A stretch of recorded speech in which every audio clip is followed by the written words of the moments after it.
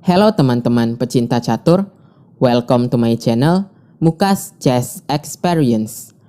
Jadi pada video kali ini, saya akan menampilkan partai yang sangat ditunggu-tunggu oleh seluruh pecinta catur di seluruh dunia, yaitu partai antara Garry Kasparov melawan Magnus Carlsen yang paling terbaru di tahun 2020, karena terakhir kali Magnus Carlsen melawan Garry Kasparov yaitu pada 16 tahun yang lalu, tepatnya pada tahun 2004, dan pada saat itu Magnus Carlsen masih berumur 13 tahun. Dan akhirnya setelah 16 tahun lamanya, kedua pemain hebat ini bertemu lagi di turnamen resmi Champion Showdown St. Louis Chess. Tapi pada kejuaraan kali ini, mereka menggunakan format catur yang berbeda. Tidak menggunakan format catur standar, tetapi menggunakan format catur 960. Untuk teman-teman yang mungkin belum mengetahui format catur ini, jadi perbedaannya pada catur yang biasa kita mainkan hanya terletak di susunan perwira-perwira yang ada di belakang pion. Jadi susunan perwira-perwira ini diacak, dan di turnamen kali ini pemain baru mengetahui posisi yang akan dimainkan 3 menit sebelum pertandingan akan dimulai. Jadi pemain tidak sempat untuk mempersiapkan langkah-langkah pembukaan pada permainannya dan benar-benar hanya mengandalkan pemahaman catur yang mereka miliki. Baiklah, jadi ini adalah posisi awal dari permainan antara Kasparov melawan Magnus Carlsen. Dan langsung saja kita mulai ke pembahasannya, di mana Garry Kasparov memegang buah putih dan Magnus Carlsen memegang buah hitam. Dan permainan dimulai dengan pion ke D4, lalu pion ke D5, pion ke E3, kuda ke F6, kuda ke F3, pion ke E6, hitam membuka diagonal bagi gajahnya, lalu pion ke C4, pion ke A6, kuda ke C3. Sampai di sini kedua belah pihak masih melakukan perkembangan buah seperti biasa, walaupun format catur ini memiliki bentuk yang berbeda, tetapi teori-teori dasar dari pembukaan catur masih tetap berlaku di permainan ini. Dan di sini kita bisa melihat pembukaan ini sedikit mirip dengan pembukaan gambit menteri, di mana putih menawarkan pertukaran pion yang ada di C4 dengan hitam untuk menguasai petak pusat. Dan setelah hitam memakan pion yang ada di C4 dengan pion, lalu gajah makan C4, pion ke C5 di sini dari Magnus Carlsen, hitam balik menekan petak pusat milik putih di sini. Di sini Garry Kasparov mungkin bisa menjalankan menteri ke E2 atau menteri ke C2 untuk menghindari pertukaran menteri di awal permainan. Tetapi di sini Garry Kasparov menjalankan pion D makan C5, dan setelah gajah makan C5, Kasparov memakan menteri hitam yang ada di D8, yang berarti permainan kali ini akan langsung mengarah ke babak akhir. Setelah menteri makan menteri, raja makan menteri, lalu gajah ke D3 dengan tujuan menguasai petak E4 sehingga kuda bisa melompat ke petak ini nantinya. Lalu hitam raja ke E7 dengan tujuan meletakkan raja ke petak yang lebih aman. Dan di posisi ini putih melakukan rokade panjang. Jadi perlu teman-teman ketahui, pemain masih bisa melakukan rokade dan caranya masih sama seperti catur yang kita mainkan pada umumnya, yaitu kita harus mengosongkan petak-petak di antara raja dan benteng, dan posisi dari raja dan benteng setelah rokade akan sama seperti kita melakukan rokade di permainan catur pada biasanya. Baiklah, jadi di sini Garry Kasparov melakukan rokade panjang dan hitam melanjutkan dengan kuda ke C6, lalu kuda ke G5. Kuda ingin bermanuver ke petak E4 sehingga bisa mengancam gajah yang ada di C5.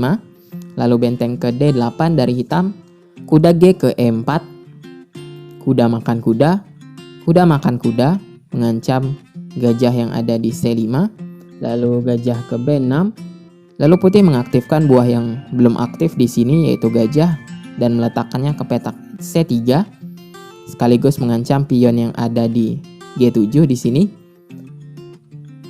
Hitam menjalankan pion ke F6 untuk menutup diagonal gajah milik putih. Lalu pion ke G4 dengan maksud dorongan pion ke G5 untuk membuka diagonal bagi gajah yang ada di C3. Dan Carlsen tidak ingin gajah yang ada di C3 menjadi berbahaya di sini. Oleh karena itu, Carlsen menjalankan gajah ke A5 untuk mengurangi tekanan dari putih. Dan setelah gajah makan A5, lalu kuda makan gajah, putih gajah ke C2, hitam mengaktifkan buahnya, yaitu gajah, sekaligus menghubungkan kedua bentengnya dengan gajah ke C6, dan di sini sekaligus gajah ini mengepin kuda yang ada di E4 terhadap benteng yang ada di H1, dan putih benteng H ke G1 untuk menghindari pin. Lalu kuda ke C4 di sini dari hitam dengan manuver kuda ke E5, lalu kuda ke F3, dan Garry Kasparov menjalankan benteng makan D8, lalu benteng makan D8, pion ke G5 dengan tujuan membuka jalur G untuk bentengnya di sini, tapi Magnus Carlsen tidak membiarkan benteng milik Kasparov menjadi aktif, sehingga Magnus Carlsen menjalankan pion ke F5 untuk menutup jalur sekaligus mengancam kuda yang ada di E4.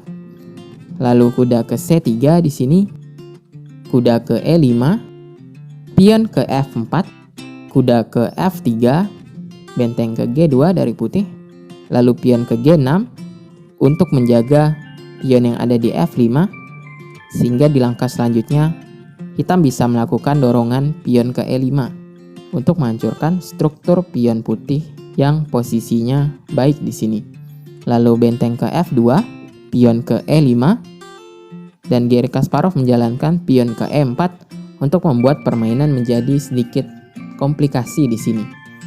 Dan Carlsen memainkan pion F makan E4, lalu kuda makan E4, kuda ke D4 dengan ancaman kuda makan C2 dan memakan kuda yang ada di E4. Oleh karena itu, kuda ke G3 dari Garry Kasparov, kuda makan C2,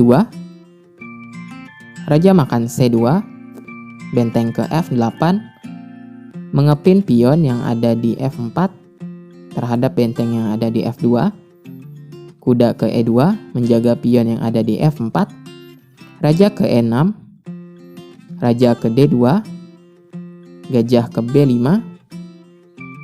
benteng ke F3, dan di sini Magnus Carlsen menjalankan benteng ke F7. Tetapi sebenarnya di sini langkah terbaik dari hitam adalah dengan memakan kuda yang ada di E2, dan setelah raja makan E2, maka pion E makan F4. Dan dengan ancaman selanjutnya raja ke F5 mengejar pion yang ada di G5, dan posisi ini sangat unggul untuk hitam. Tapi di permainan Magnus Carlsen menjalankan benteng ke F7 di sini.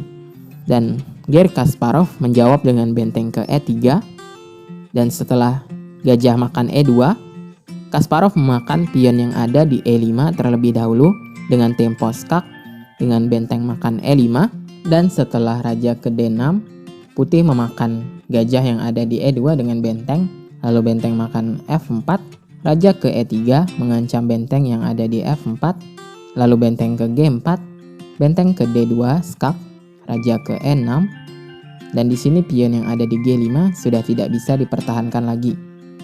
Dan Garry Kasparov memilih langkah benteng ke C2 di sini, dan setelah benteng makan G5, benteng ke C7 dengan ancaman ganda terhadap pion yang ada di B7 dan pion yang ada di H7. Dan di permainan Magnus Carlsen menjalankan benteng ke B5, lalu Garry Kasparov menjalankan benteng makan H7, benteng makan B2, pion ke A4, pion ke A5, pion ke H4, benteng ke B4, benteng ke H6. Di sini walaupun Magnus Carlsen menang satu pion, tetapi Kasparov memiliki kesempatan untuk mendapatkan remis cukup besar di posisi ini. dan hitam melanjutkan dengan raja ke F7, lalu pion ke H5, pion G makan H5, benteng makan H5. Di sini jika benteng makan A4, maka benteng ke B5 dan putih akan mendapatkan pion yang ada di B7 dan hitam akan tersisa satu pion yang kemudian akan dikejar oleh raja putih. Dan tentu saja putih akan mendapatkan remis dengan mudah di posisi ini. Jika benteng ke B4 maka benteng makan A5 dan putih tidak akan kesulitan untuk mendapatkan remis di posisi ini. Baiklah, kita kembali ke permainan. Di permainan Magnus Carlsen menjalankan pion ke B6, lalu benteng ke E5 di sini untuk menjaga raja milik hitam agar tidak bermanuver ke sayap menteri untuk menjaga pion B6. Lalu raja ke F6, benteng ke E4, Carlsen menjalankan benteng ke B3 skak, lalu raja ke D2, raja ke F5, benteng ke H4, raja ke E5, raja ke C2 mengancam benteng, lalu benteng ke F3, benteng ke H6 mengancam pion yang ada di B6, dan di sini hitam terpaksa menjalankan benteng ke F6 agar pion di B6 tidak dimakan oleh benteng putih. Dan setelah benteng makan benteng, raja makan benteng, lalu raja ke D3, dan setelah raja ke E5, lalu putih melakukan oposisi dengan raja ke E3, sehingga di sini hitam akan kalah oposisi setelah raja ke D6, lalu raja ke D4, raja ke C6, raja ke C4, dan pion ke B5. Dan di posisi ini kedua belah pihak sepakat untuk remis. Baiklah teman-teman, jadi itulah partai terbaru dari Magnus Carlsen melawan Garry Kasparov setelah 16 tahun lamanya, dan permainan ini masih berakhir dengan remis.